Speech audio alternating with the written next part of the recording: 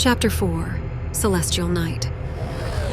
Fara held on for dear life to Falco's R-Wing as he maneuvered through the wreckage of the Spillman station. Even though her boots and gloves were magnetized safely anchoring her to the exterior of the craft, she fully pressed her stomach against the hull like an insect on a pane of glass. As if reading her thoughts, she heard Falco's voice over her comm. "I can go faster, if you're feeling impatient." "Just don't splatter me across your windshield," Fara quipped back. She heard Falco chuckle, the distortion of the connection giving the sound a slight tinny quality. "Wouldn't dream of it. I don't exactly have wipers on this thing for space critters." He eased up on his speed as he neared the center module of the space station, eventually coming to a full stop. Behind her visor, Fara grimaced as she took in her surroundings. The entirety of the station had been completely blown apart. Whole sections of hull containing engines, hallways, subsections, and living quarters, all broken apart. Each piece of the debris was trailing smoke, their ends glowing with burning molten metal. One gargantuan piece sailed over Falco's ship, and Fara's blood ran cold at what she saw as it passed. The section of station was hollow, the edges of the interior ringed with cracked lights that pulsed and sputtered. The dissected interior was a corridor of some kind, and as it spun, it lazily spilled its contents like a thrown bag of candy. Machinery, glass, and the bodies of the crew drifted out of the metal husk and into the icy bath of space. Fara was no stranger to death. Out of the entire team, she had killed and witnessed death more than she wanted to admit. It was never something dispassionate or distant like combat in a starfighter. There were no remains to be found in a vaporized cockpit. No blood, no gore, and certainly not the limp lifelessness that was floating around her. Even with her hardened exterior born of war, she closed her eyes and bowed her head. My God, Falco, what the hell happened here? When Falco spoke, the joking, jovial tone was absent. "I don't know, Fara. I hope we find Al for Fox's sake." She knew what Falco meant. Fox. Oh, my poor Fox, she thought. Life had been too unfair to him. He had lost both his parents too young. Despite the love that had kindled between the both of them, she caught glimpses of the pain he carried. It showed starkly whenever he embraced his brother, the way his fingers would dig into his sibling's shoulder when he held him close. She had lived a life of wealth, cars, fancy clothes, the trappings of doting parents with an only child. The resentment for her pampered lifestyle changed when Fox first brought her to his home. Here were two men who had endured pain and bereavement, the likes of which would leave most people bitter and resentful versions of themselves. It was so alien to her. They had no father to teach what it meant to be a man, to be noble, strong, and honest. No mother to nurture them, show them the meaning of being vulnerable, not even to pester or nag at them like her own mother did. Despite it all, it hadn't changed them for the worse, but the scars were still visible. The framed pictures of the once whole Mccloud family were spread about the quiet home. It felt to her like a somber mural that the Mccloud brothers lived in, but it was in the comfort of each other's company. Alex, sweet, shy little Al. When she and Fox had made plans to wed, she came to him head lowered, seeking his blessing. He was the only one who could give it, and she had already visited the graves of his parents. She knelt before their tombstones and made the solemn promises of a wife, to be faithful, kind, patient, to be with her mate through good and bad, through sickness and health. Even though the conversation was one-sided, she meant every word. That left Alex to give the final say. They were drinking and eating the night away at the Mccloud family home on Corneria. Alex himself was cooking the majority of the food, pasta and seafood. She had broken away from Fox and his team who were lounging on the outdoor patio. The group had formed a semicircle around Peppy, who was recounting the glory days of him and Fox's father, the narrative becoming more exaggerated and fantastical as Peppy drank to everyone's amusement. She had crept into the kitchen to see Alex, the dork himself draped in a cooking apron and white chef's hat stirring what looked to be Alfredo sauce for a mix of shrimp and pasta. For a moment, she simply stood there, inhaling the scent of food that wafted to her nostrils. His back to her, he stirred the steaming sauce once, twice then, with a piece of uncooked pasta. He sampled the sauce, then ate the stick in a single crunch. "Hello, Fara," he said, turning to regard her warmly with one blue eye. "It'll be ready soon. I'm just waiting for the garlic bread to finish." Her eyes flicked to see the stove timer, and she could see they had 10 minutes before chow time. With effort, she pulled her attention from the mouth-watering scent of toasted bread, layered with garlic and butter, back to Alex. She took a step towards him. "There's something I need to talk to you about. Something serious." Then, more pointedly, "Without the hat, please," she said. Alex removed the cap, setting it on the counter. "Sorry, it was a gift from Falco. He insisted I play the part." He was looking at her squarely, head leaned forward curiously. "Okay, Fara, let's hear it," he said. She took a deep breath, the same one she would do before storming a room full of armed combatants. Yesterday I went to your parents' graves to speak to them," she said softly. Alex's gaze shifted to his side. His hand had gone to nurse his arm, and for a brief moment, she saw the sadness there. Then it was gone, so quickly she had thought she imagined it. "I went to ask for their blessing to marry Fox, and, well, there was only so much I could say to them," she said. Her ears had flattened, and she fiddled with her tail in her hands. "And you've come for mine," he said. Then shook his head, chuckling. "Fara, you're my brother's world, and we've known each other for years now. You're like a sister to me," he said. He reached out and squeezed her shoulder affectionately. "There's no speech, no elevator pitch that you can give to me to erase any doubts. There's simply none," he said. "Still," she persisted, "Al, you're his world too. I promise to take good care of him." He smiled at this, then turned and stirred the sauce some more, then turned back to her. "Of course you will. You're the deadliest woman on Corneria," he said, matter-of-factly. "You'll keep his nose out of trouble." He winked and turned his attention back to the cuisine. It couldn't be helped. She hugged him then, looping her tail around his waist. She could almost hear the liquid shifting in his eyes as he rolled them in mock annoyance. She withdrew, putting an arm around him. She turned to see Fox standing in the doorway to the patio, his figure partially obscured by shadow, but she could see his face well enough to see the words he was silently mouthing to her. Did he say yes? She nodded, and he grinned triumphantly. He then pantomimed eating with his hands, and she mouthed silently, "Soon, soon." He smiled again, rubbing his belly in a circling motion with one hand, and walked back outside silently. She had moved to begin setting the dining table when Alex spoke. "Fara, you're my family now. You need anything, I'm here for you." Her heart warmed at this. "Sure thing, Al," she replied. The timer went off, then Alex whistled and the gang crowded in baying for food. They all ate, with Peppy soon resuming his tales of wonder. The poor old hare was fully in the bag. Fox had made a silent motion to Alex to switch out Peppy's drinks with water. He was nowhere near an alcoholic. Fox simply wanted to spare him a nasty hangover.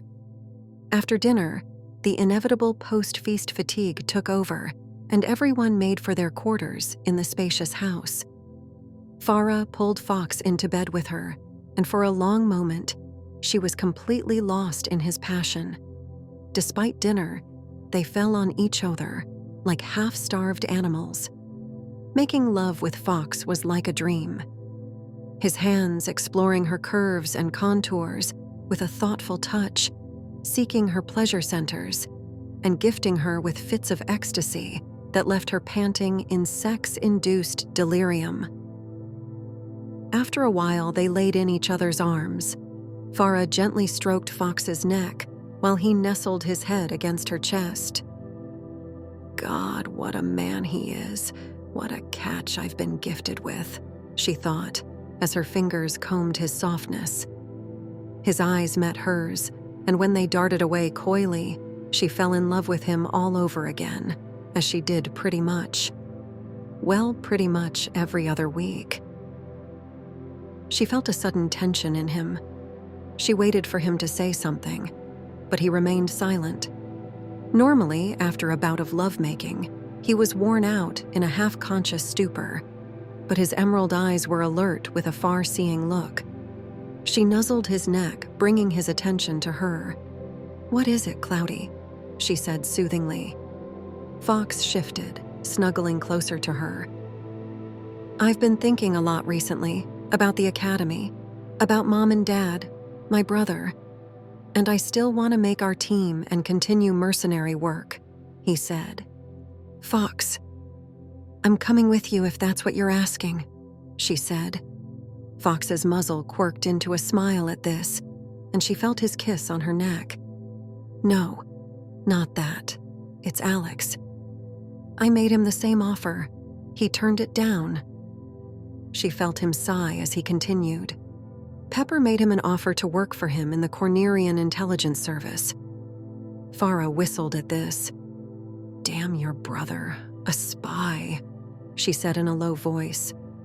"I know, Fara, I know," Fox said, his voice a mix of both pride and worry.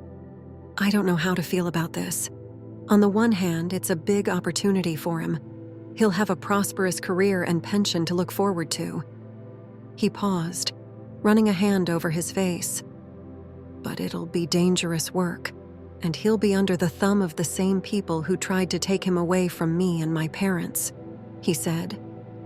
"Because of the work of your dad and Andros," Fara said, now starting to understand. "To them, Alex is government property, but he's a living being with citizenship and rights, so this is the next best thing for them," he said darkly. "But why would they want to take him?" "I thought you said that he was made for the purpose of medical research. What would the CIS seek to gain?" she said. For a long moment, Fox closed his eyes. When he opened them, he looked grim. "I don't know for sure. When Alex and I first met, I was very young and too naive to think much about it.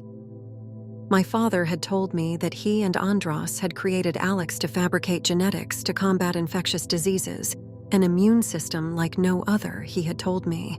It could have revolutionized medicine and produced antibodies that could eradicate diseases and viruses forever. And for a time I believed just that. And why not? I love him.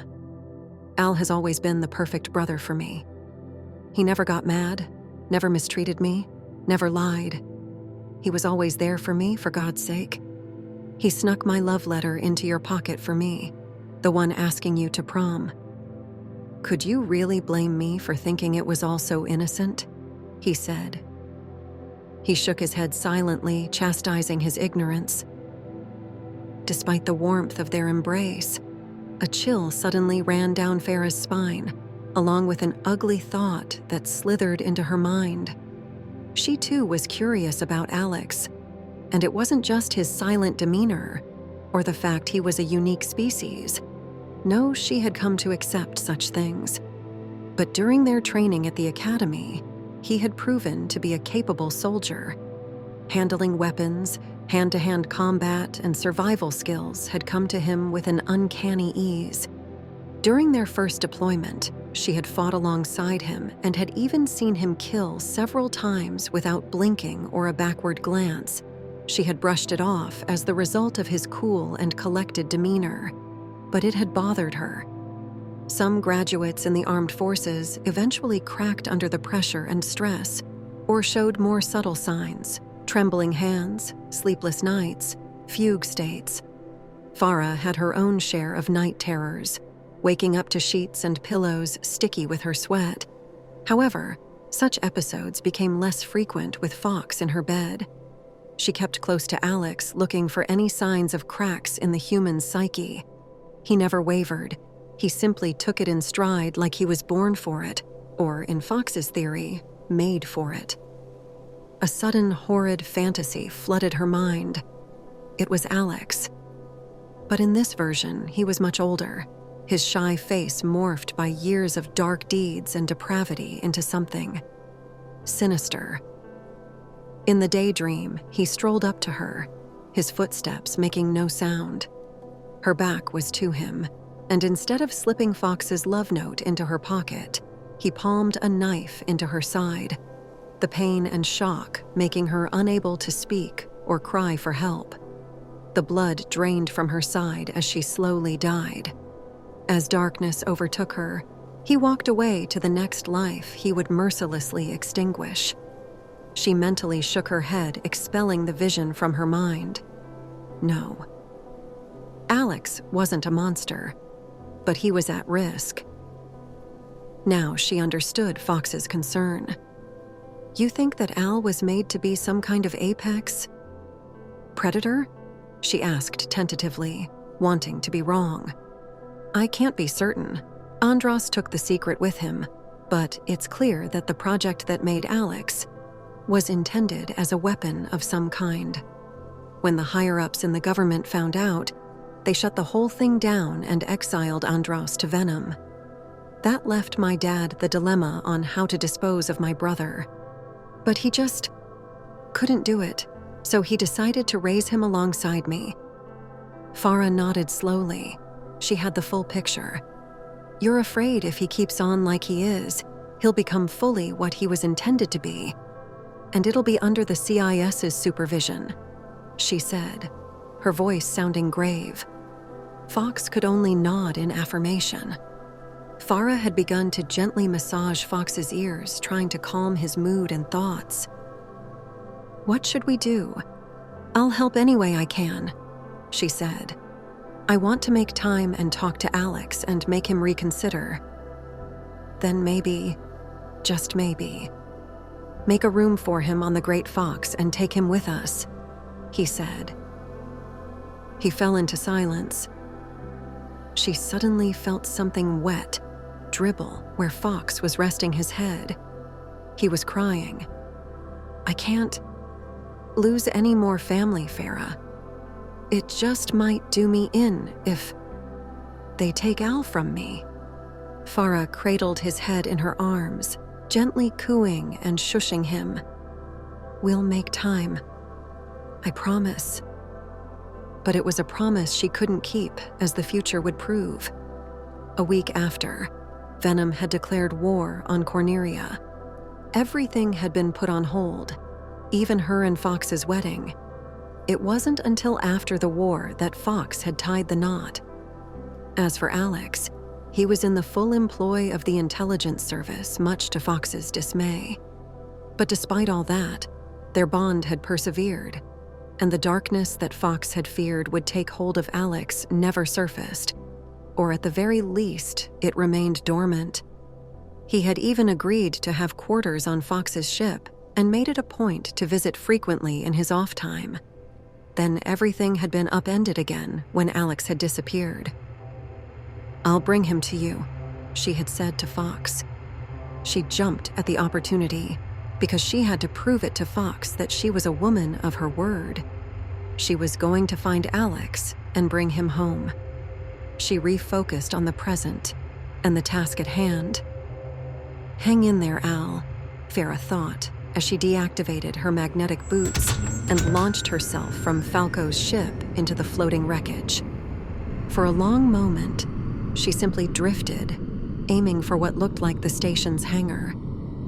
Past her destination, she could see a Cornerian battle cruiser slowly lumbering into view. She slowed her flight with the jets in her suit's shoes. Then she looked towards the vessel, activating her HUD's magnification function. She could see the underside of the cruiser opening. Silhouetted against the lit interior of the ship, she could see a swarm of figures slowly descending into space. They were propelling themselves out of the ship in groups of no more than 10. She continued to watch as they amassed into organized rows, like pawns on a chessboard. It was only until the last groups joined the formation that she got a sense of how many there were. It was a full company of armed soldiers, about 100 or more. Each was armed with a scaled-down repeating blaster along with a pistol in a thigh holster. She focused the magnified view on one of the soldiers in the front of the formation. She caught a glimpse of the arm patch on his uniform. The symbol woven in the patch was a black wolf with its muzzle outlined in blood. Cornerian Rangers, whoever was in charge of this outfit, were being smart. She deactivated the zoom function in her HUD and made sure her weapons were holstered and in plain sight. First order of business was to get their attention. She didn't want to spook them. Lest she wanted to be turned into Swiss cheese by 100 gun barrels. She raised her gauntlet, activating the searchlight attached to her helmet. It clicked on, its blue glow showing ghostly in the eternal night of space. She was far enough in the wreckage that it projected on the microscopic particles of smoke, metal, and glass floating around her. It elongated the beam of light the way it would if you were in a dusty old attic with a flashlight to navigate. She aimed it at the formation of idling soldiers, activating the strobe setting. The light began to flicker in intervals of about 3 seconds each, then stopped, then resumed again. She did this until she saw one of the leading soldiers mimic this with his own light. She ceased the light show and waited as the soldiers began to move towards her, the ends of their feet and backs glowing as their propulsion jets carried them forward. As they moved, they disappeared into the darkness of space, their dark shapes no longer contrasting against the glow of the cruiser's interior. She saw them more clearly as they drew close to her. She could make out the black and gray camouflage of their armor, and it blended well with the backdrop of the space around them. A single group of 10 converged on her, while the rest floated silently past their matte black guns, clutched in their hands. One of the soldiers maneuvered until he was within arm's reach of her. He halted, and for a moment they simply regarded each other. His face was obscured by a black purplish visor. It gave him an ominous anonymity. Nevertheless, Fara simply stared back, her golden eyes fixing on a point where she thought his eyes were. He suddenly began moving his arms and hands in a deliberate pantomime. He raised his right hand to the side of his helmet, rotating an imaginary dial. With his other hand, he held up 3 fingers, then a fist, 3 fingers, a fist, then 4 fingers. Fara, no stranger to the tactical sign language in the military, understood what he meant. Set your radio channel to 33.4.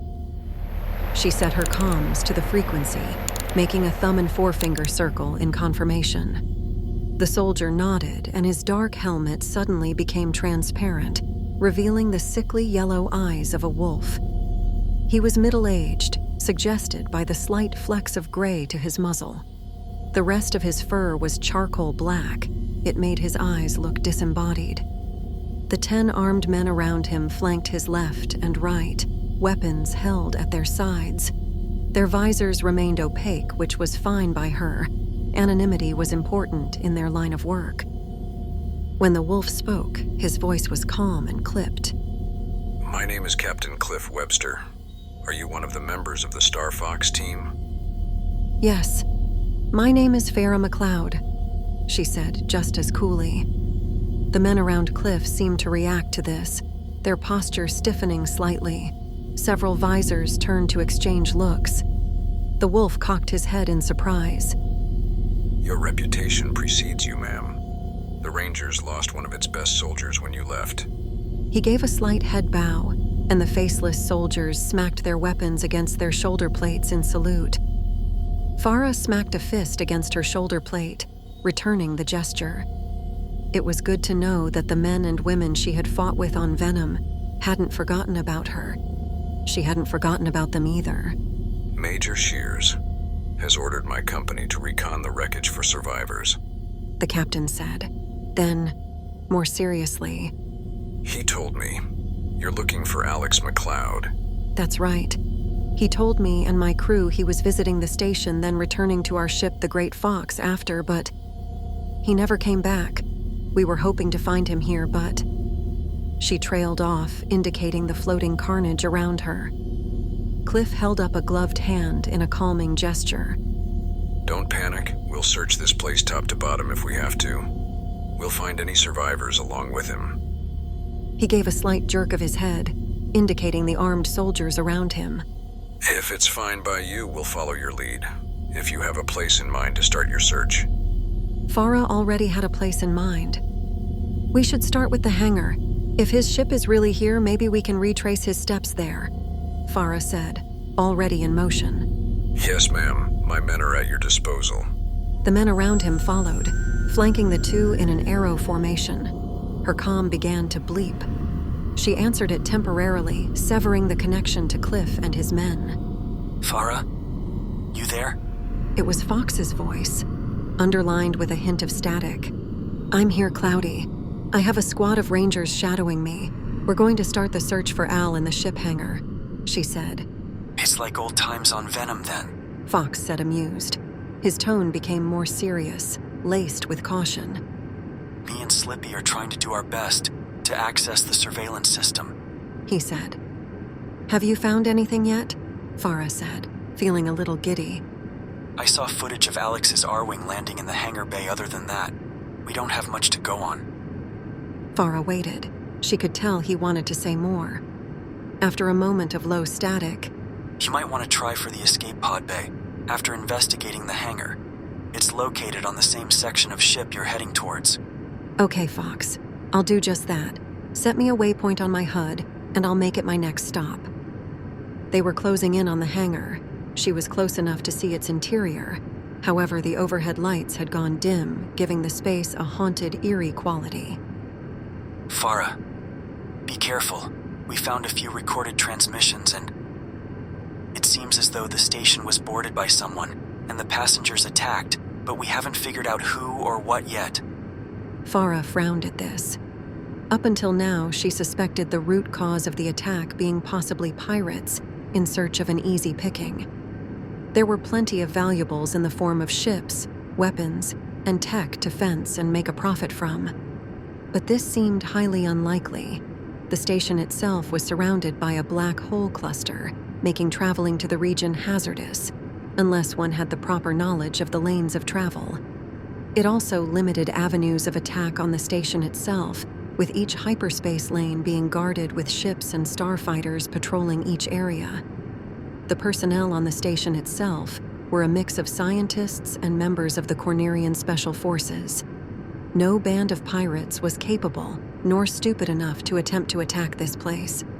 Whoever coordinated this were pros, but who and how?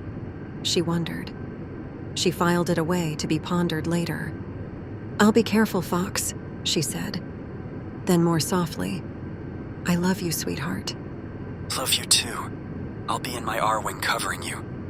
They broke the connection. They were now in the dimly lit interior of the hangar. The force field that normally maintained the pressured atmosphere of the station was absent. Fara's boots made a clicking sound as they met the floor and magnetized. She scanned the space left to right, the soldiers around her, fanning out, their searchlights highlighting the random floating bits of clutter as they began their reconnaissance. She heard Cliff over her helmet's mic. His voice was cool and calm. All right, people. Stay focused and keep it tight. Remember to call out any findings. You see anyone alive or dead, report it. She heard several voices reply to the order in the same cool tone. Fara walked to one of the many ships parked in the open space. Cliff followed in tow. The rest of the Rangers continued their search in pairs. Their weapons were at the ready. Fara herself unholstered her pistol from her thigh, holding it in a two-handed grip. She turned to regard Cliff. The scans came back negative. You don't think this is a waste of time? She said. They're accurate to only a certain degree. And with all this shit floating around, the fire, smoke, The radiation coming off the failing shields, not to mention, we're in the middle of a black hole cluster. It's bound to throw things off. This knowledge seemed to brighten Fara's mood somewhat. Maybe there was a chance Al made it. She could only hope. She continued walking to what she thought was an R-wing parked in the corner of the hangar. It was difficult to make out its shape in the dim light, but she became more confident in her hunch as she neared it. Something brushed her leg and she stumbled slightly. Pausing, she turned to see a discarded wrench floating about a foot off the ground. It was spinning slowly, sailing away towards another ship parked close by. It looked like a personnel transport of some kind. "Cliff, do your men have anything to brighten this place up?" Fara asked. The wolf nodded and unslung his pack and began placing dome-shaped lights that affixed themselves to the floor, giving off a fluorescent light. The other rangers did so as well. A few minutes ticked by as the interior slowly came into focus, now more or less properly lit. She was already unnerved by the silence of the vacuum. Now the added clarity made it less oppressive. She turned back to the ship and saw that it was indeed an R-wing, and the distinct black and gray color scheme on the craft confirmed it as Alex's ship. She ran a gloved hand along its smooth exterior. About a half-foot below where the rim of the cockpit canopy sealed was a single word painted in faded purple: the Chrysalis. She had seen the ship a few times when Alex had visited the Great Fox. He had even shown many of its capabilities. The craft itself was a joint project between the CIS and Space Dynamics to create a ship that could evade the most thorough aircraft detection systems, along with robust defenses built into its design. Its hull was laminated with a metallic alloy that could reflect energy-based attacks back to their source. However, the armor negated the use of shields, which could only be activated as a backup defense mechanism once the alloy was used up from sustained fire. He had even shown footage of a test flight of the Chrysalis, of course after vetting and swearing her to secrecy over a pinky promise. In the recording, she watched as the craft flew above an anti-air battery, which under normal circumstances would vaporize passing starfighters with little effort. But when the batteries had launched their salvo at the Chrysalis, it had reflected the barrage back at the cannons. The first words out of her mouth were, "I want one, Al." But he had shook his head, chuckling. Maybe after she brought him back aboard Fox's ship, she could make him reconsider. He would definitely owe her one after this. She climbed the side ladder attached to the ship and peered into the vessel's cockpit, half expecting Alex to be there. She imagined him asleep at the controls, startled awake, and waving at her as though to say, "Gee golly, I must have dozed off and missed all the fun." But the seat in the cockpit was empty. Just empty. She jumped, falling slowly to the ground. Now that the hangar was lit, she could see the various vessels once tethered by gravity, now floating freely, most hovering a foot or so off the ground. There were a few anchored to the floor via ship cradles, which served to secure vessels to the floor, where then various mechanical appendages attached to its chassis would set about repairing and refueling the craft. She could see now that Alex's ship was locked into one of these cradles, the landing struts fastened to the floor. She had little doubt she could free the ship from its restraints with the plasma cutter in her gauntlet, but that would come later. Suddenly she heard Cliff's voice.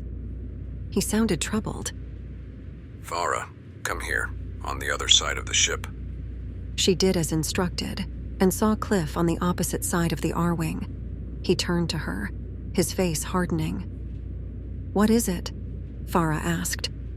Cliff pointed at a tube hooked into the side of the ship. "Looks like the refueling tube is still attached." "Is something wrong with it?" she asked in a low voice, but then she quickly figured it out. "Oh shit," she breathed. Cliff simply nodded. "These things detach automatically after refueling, and if it's still attached..." "Fuck," Fara hissed. "The station must have lost power." "Shortly after Alex landed here," she said. How long after, though? Fara's lips pressed together in thought. "Can't say for certain. Refueling doesn't take that long. Maybe 10 to 30 minutes. He wasn't here long until shit hit the fan," Fara said. Cliff turned away from the ship, arms crossed in thought. Still, he might not be far from here. You have another place you want to search? "The escape pod bay is down the corridor that exits the hangar. Maybe we can check the logs and see who's used it," Fara said, rising to walk to the indicated exit. Cliff shadowed her, then over his helmet mic. All right, team. Report in. A series of answering voices cycled through her helmet one at a time as the Rangers reported their findings. None of it was good. "Captain, I have 2 engineers dead next to a ship cradle. Both shot in the dome." "One dead. Under a cargo lift. A lot of blood from the neck. Maybe from a knife. 3 fatalities. On a maintenance catwalk. All workers by the looks of their uniforms. Single shots to the head." 2 dead. In a light transport. Cuts to the throat. Their weapons are still holstered. "Captain, I have 6 dead at the hangar exit, all of them security. One of them has our arm patch. They killed one of our sisters." Still walking, Fara shot a glance at Cliff. His face was impassive, betraying no emotion. It was only until Fara and the Rangers came upon the carnage that she saw a cold, murderous glint leak into his yellow eyes. There were 6 armed soldiers sprawled across the floor in front of the exit. While the previous victims of the mysterious attack were killed with precise strikes and blaster shots, this unfortunate group seemed to have been completely mowed down with a volley of sustained fire. Fara moved in front of one of the suspended corpses and gently turned it over, face up. The face was vaguely canine with light fur. Most of its facial features had been burned away, leaving behind scorched fragments of bone and cauterized skin.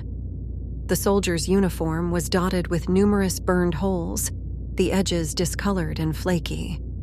He had upwards of 30 blaster wounds, the majority concentrated in the center mass of his body. She surveyed the rest of the dead, all of them with similar wounds. One of them was floating a little further from the rest. Fara craned her neck far enough to see that they were missing a left arm. Their remaining limb was limply clutching a blaster rifle. Cliff walked past her and knelt next to one of the bodies. Fara moved to stand guard at his shoulder. His helmet light illuminated the face of a female feline, a lynx by the looks of her elongated ears. She was similarly wounded like the rest, her uniform polka-dotted with holes. A look of shock and pain was frozen across her face. Her green eyes were wide and staring. She heard Cliff sigh at the same time he brushed a hand over the fallen warrior's eyes, closing them. He then pulled a pair of dog tags off her neck gently. Watching this, Fara noticed the fist-size hole in the dead woman's neck. She had been shot in the throat, unable to cry out in pain or for help. It must have been agony. Fara could only hope her suffering ended quickly when the other shots found their mark. Cliff stood up and pocketed the dog tags.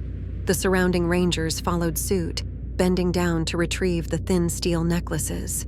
She made no comment, just stood with her sidearm at the ready while they retrieved the sacred mementos. When they were finished, Fara gave a hand signal to advance into the corridor. She led the way, blaster at the ready, the Rangers flanking her. About 30 paces into the pitch-black passage, they were met with more bodies. There were about a dozen dead, a mix of lab coats and armored security personnel, the lack of gravity giving animation to the cadavers. They resembled spirits trapped in a purgatorial realm, lifeless bodies unwilling to accept their own demise. One floated to her, its head hunched over, a scorched hand with only 3 fingers outstretched. She calmed herself and gently pushed it aside.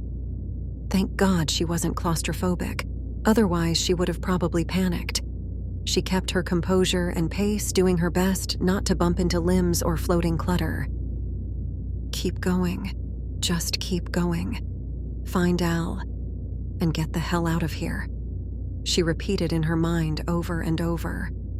When she eventually found him, she was going to bear hug and throttle him for making her and Fox worry like this.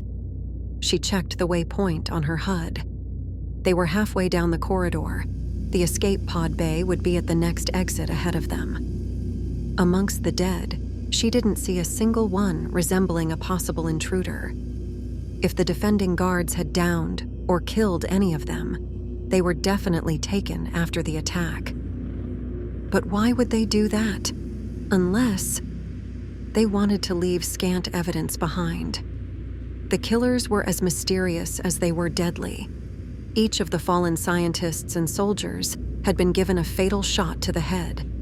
The attackers had switched back to lethal precision. She wondered what kind of weapons they had used. Her money was on something compact and sound dampened to maintain stealth as they mercilessly slaughtered the crew. A thought suddenly occurred to her. She reached out to one of the dead soldiers and carefully pried the blaster rifle from their stiff fingers. The rest of the Rangers halted as she held up the weapon, studying the ammo counter. The 3 red digits above the mag receiver read a full count of 200 rounds. Just to be sure, she ejected the mag, then slammed it back home. The same count. With a hand motion, she indicated to the men around her to perform the same check as well. Half of the Rangers began taking inventory of the dead's ammo count, the other half keeping a silent vigil. When they were finished, one of them stood up from a corpse that had half of its face blown off along with most of its left shoulder. The Ranger gave a nod to Fara, then over his mic. Their blasters were topped up and unfired. He jerked his gun back, the way they came. Whoever they were, they took them down before they knew what hit them. Fara simply nodded in agreement and kept going. They finally reached the escape pod bay. Fara quickened her pace, stopping to check each viewport for any signs of an occupant. At the end of the bay was a terminal. Upon seeing it, Fara used her suit's jets to launch herself across the room to it. The damn thing's screen was dim, out of power. Then suddenly, over her comm, I think... Captain! Miss Mccloud, I found him! She turned and saw the captain bent low. He was peering into the pod's viewport. He withdrew and signaled to 2 of his men. The pair positioned themselves at either end of the pod's door and began cutting with the plasma torches in their gauntlets. Heedless of the sparks and burning metal, Fara peeked her head into the glass. It was Alex. He was in a vacuum-sealed suit. She could tell by the suit's lack of tail and ears that it was him. He seemed to be floating sedately in the cramped interior of the pod, but his suit had no punctures or scorch marks. She turned frantically to Cliff. I know, Fara. I know we're going as fast as we can. After 10 seconds, which went by like hours, the hatch finally gave. Using the strength in her arms, along with the servos in her suit, she gripped the disc of metal and threw it aside. She dove in and snatched Alex, grabbing him by the waist with both arms.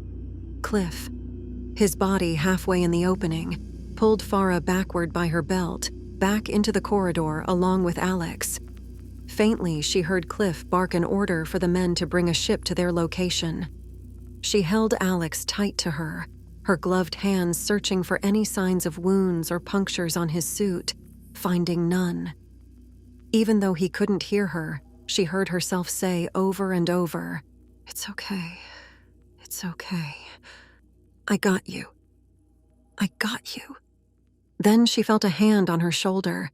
She looked up to see Cliff, and his face said it all. He closed his eyes and bowed his head as Fara turned her gaze back to Alex, and she saw the broken glass of his suit's visor where the oxygen had leaked out. He was dead as the rest of them. She realized how desperately she had clung to hope. This whole place was a crypt in space, a charnel house, and she was naive to think of it as anything different. She looked at his face, her eyes. brimming with tears. He was gone, and there wasn't a damn thing she could do. Her eyelids pressed together tight, causing tears to spill and drift in the dome of her helmet. They shined like stars and orbited her grief-stricken face. She didn't even hear herself scream.